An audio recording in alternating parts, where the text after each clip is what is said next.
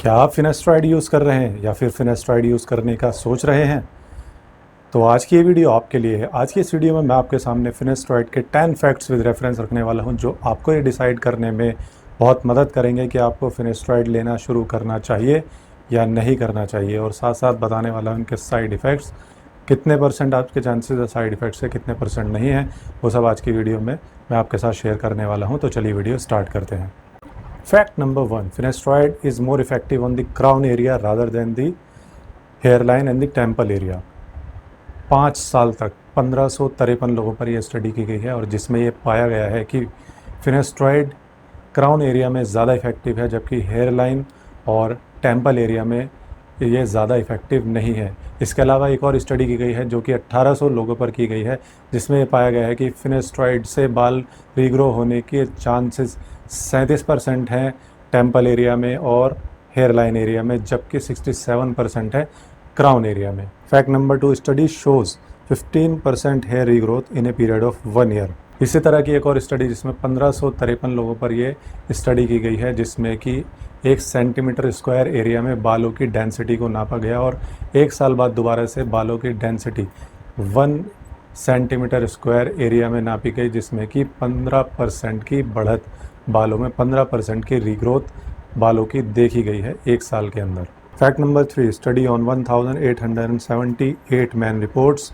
Decreased libido यानी कि lower sex drive by 1.8% and erectile dysfunction by 1.3%। 1800 से ज़्यादा लोगों पर की गई है स्टडी ये सजेस्ट करती है कि 1878 लोगों में से 1.8% यानी कि 34 लोगों में लोअर सेक्स ड्राइव यानी कि सेक्स करने की इच्छा का ना होने की प्रॉब्लम देखी गई है, जबकि 1.2% यानी कि 24% लोगों में इरेक्टाइल डिसफंक्शन यानी कि इस तरह की प्रॉब्लम देखने को मिली है। अब आप ये सोच रहे होंगे कि यार परसेंटेज तो बहुत कम है, इतनी ज़्यादा प्रॉब्लम नहीं है, तो इतनी जल्दी डिसीजन मत लीजिए, चलिए आगे चलते हैं। Fact number 4, study on 1878 man report similar effectiveness of finasteride 1 mg as well as 5 mg। इसी तरह की एक और स्टडी जो कि 1878 लोगों पर की गई है, यह सजेस्ट करती है कि 1 mg और 5 mg दोनों की ही सिमिलर इफेक्टिवनेस है, दोनों ही सेम काम करती हैं। Fact number 5 mg finasteride has more side effects than the 1 mg। Same study यह भी सजेस्ट करती है कि 1 mg से जो साइड इफ़ेक्ट हुए हैं वो 1 से 2% लोगों में देखे गए हैं, जबकि अगर हम बात करें 5 mg की तो यह साइड इफ़ेक्ट 10 से 15% लोगों में देखे गए हैं। यानी कि यहाँ पर ये पूरी तरह से क्लियर हो जाता है कि 1 mg की जो फिनेस्ट्राइड है वही बेस्ट है अगर हमें फिनेस्ट्राइड यूज़ करनी है तो। Fact number 6, nocebo effects probability of getting sexual side effects is higher if you had been informed about them before. यह स्टडी जो कि 107 लोगों के 2 ग्रुप में की गई थी, और एक ग्रुप में ये बताया गया है कि आपको ये मेडिसिन दी जा रही है और इसके ये साइड इफ़ेक्ट हैं और इससे आपको इस तरह की प्रॉब्लम हो सकती है, और दूसरे ग्रुप में इस तरह की कोई भी इन्फॉर्मेशन नहीं दी गई, ना ही किसी तरह का कुछ बताया गया, और इन पर ये रिसर्च की गई और ये पाया गया कि जिस ग्रुप में ये नहीं बताया गया था कि आपको इस तरह के कोई साइड इफ़ेक्ट्स हो सकते हैं, उनमें सिर्फ 14% लोगों ने ही किसी तरह के साइड इफ़ेक्ट को रिपोर्ट किया, जबकि उस ग्रुप में जिस ग्रुप में यह बताया गया था कि आपको इस तरह के साइड इफ़ेक्ट हो सकते हैं, उस ग्रुप में 44% लोगों ने साइड इफ़ेक्ट रिपोर्ट किए। यानी कि ये रिपोर्ट ये सजेस्ट करती है कि अगर आपको ये पता है कि आपको इस मेडिसिन से साइड इफ़ेक्ट हो सकते हैं, तो चांसेस ये हैं कि आपको ये लगेगा, एक नोसिबो इफेक्ट इसको कहते हैं, कि अगर आपको पता है कि ऐसा हो सकता है तो फील होने लगता है कि हाँ ऐसा हो रहा है। Fact number 7, probability of depressive side effect is higher if you are prone to it. 174 लोगों पर की गई ये स्टडी यह सजेस्ट करती है कि अगर आप ऑलरेडी डिप्रेशन में हैं या आपको लगता है कि आप डिप्रेशन में जा सकते हैं, आप दुखी हैं, अपनी लाइफ से प्यार नहीं करते हैं, तो फिनेस्ट्राइड से डिप्रेशन होने के चांसेस आपके बहुत ज़्यादा बढ़ जाते हैं। लेकिन अगर आप दूसरी तरफ खुश हैं, अपनी ज़िंदगी से प्यार करते हैं, ख़ुद से प्यार करते हैं, लाइफ में पॉजिटिव है, तो डिप्रेशन होने के चांसेस ना के बराबर हैं। Fact number 8, finasteride does not provide any additional regrowth benefit after 2 years of use besides the ability to stop hair loss. 2 साल तक फिनेस्ट्राइड यूज़ करने के बाद आपके रीग्रोथ होने, आपके बाल बंद हो जाते हैं। सिर्फ फिनेस्ट्राइड को यूज़ अगर आप 2 साल के बाद करते हैं तो उससे आपका हेयर लॉस रुका रहता है। इसके अलावा आपको फिनेस्ट्राइड से और कोई बेनिफिट मिलने वाला नहीं है 2 साल के बाद। लेकिन अगर आप 2 साल के बाद फिनेस्ट्रॉइड को छोड़ते हैं तो उतनी ही तेज़ी से आपके बाल गिरने स्टार्ट होने के चांसेस हैं। Fact number 9, persistent erectile dysfunction यानी कि PED।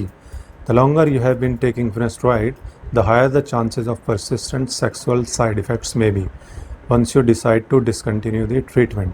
फैक्ट नंबर 9 जो कि मुझे भी बहुत ज़्यादा ख़तरनाक लगा है, persistent erectile dysfunction unfortunately medicine छोड़ने के बाद भी काफ़ी लोगों के अंदर रेगुलर देखा गया है।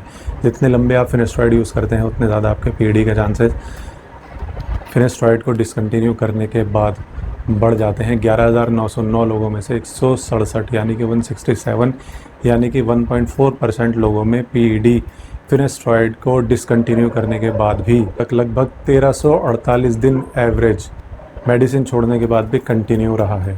तो अब आप मुझे बताइए, आप इन रिस्क को जानने के बाद फिनेस्ट्रॉइड लेना पसंद करेंगे या नहीं? नीचे कमेंट सेक्शन में मुझे ज़रूर बताइएगा।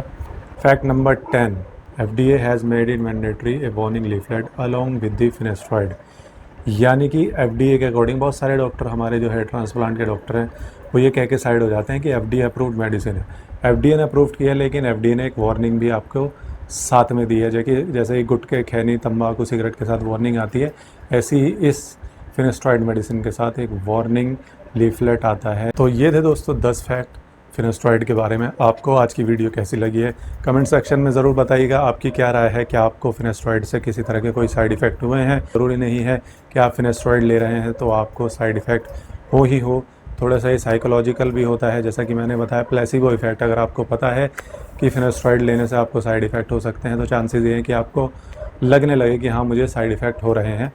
और हो सकता है कि आप यंग हैं, अभी आपकी शादी नहीं हुई है और आपको जो लिबिडो यानी कि लोअर सेक्स ड्राइव है वो आपको फील ही ना हो और मेडिसिन छोड़ने के बाद वो ख़त्म हो जाए। लेकिन इस तरह की बहुत सारी और भी रिपोर्ट्स हैं जो सजेस्ट करती हैं कि मेडिसिन छोड़ने के बाद भी लोअर सेक्स ड्राइव ख़त्म नहीं हुई है, लिबिडो की प्रॉब्लम ख़त्म नहीं है बहुत सारे लोगों पर। ऐसे बहुत सारे लोग हैं जो आगे आए हैं न्यूज़ चैनल पर, CNN में आकर उन्होंने बात की है। अगर आप चाहेंगे तो मैं कमेंट सेक्शन में आपके साथ लिंक शेयर कर दूंगा, अगर आप वो देखना चाहेंगे तो आप देख सकते हैं। लेकिन वो मैंने इसलिए शेयर नहीं किया, हो सकता है आप उससे डिमोटिवेट हो जाए। जैसा कि मैंने बताया कि फिनेस्ट्रॉइड क्राउन एरिया में ज़्यादा इफेक्टिव है, हेयर लाइन के लिए और टेम्पल के लिए वो ज़्यादा इफेक्टिव नहीं है। इसके अलावा अगर आप हेयर ट्रांसप्लांट कराते हैं तो आपको फिनेस्ट्रॉइड इसलिए दी जाती है कि आपका जो एग्जिस्टिंग हेयर फॉल है वो रुक जाए। एग्जिस्टिंग हेयर फॉल को रोकने के लिए फिनेस्ट्रॉइड के अलावा और भी बहुत सारी चीज़ें हैं, मल्टीविटामिन्स हैं, बायोटिन की टैबलेट्स हैं। इसके अलावा आप घरेलू नुस्खे कर सकते हैं। सबसे बड़ी चीज़, आप अपनी स्कैल्प को क्लियर रखें। मुझे लगता है ये मतलब इसके बाद अगर आप अपनी स्कैल्प को क्लियर रखते हैं आपका हेयर फॉल बिल्कुल ख़त्म हो जाएगा। और बहुत सारे डॉक्टर खुद ही बहुत ज़्यादा सावधानी बरतते हैं फिनेस्ट्रॉइड को देते हुए, आपको लंबे समय तक यूज़ करने के लिए नहीं बोलते हैं। लेकिन कुछ डॉक्टर बिना सोचे समझे आंखें बंद करके खाए जाओ, ना ही वो पूछेंगे कि आपके कुछ साइड इफ़ेक्ट हो रहे हैं, आपको कुछ इफ़ेक्ट हो रहा है या आप डिप्रेशन में चले गए हैं। तो दोनों ही तरह के हैं। बेहतर ये है कि आप कुछ भी करने से पहले, लेने से पहले पूरी इन्फॉर्मेशन ले लें और ख़ुद डिसाइड करें कि आपको फिनेस्ट्रॉइड लेनी चाहिए या नहीं। आज की इस वीडियो में इतना ही। अगर आपको वीडियो अच्छी है लाइक कीजिए, शेयर कीजिए, कमेंट कीजिए। मेरे चैनल को सब्सक्राइब करना मत भूलिएगा और बेल आइकन ज़रूर दबाइएगा। Thank you so much.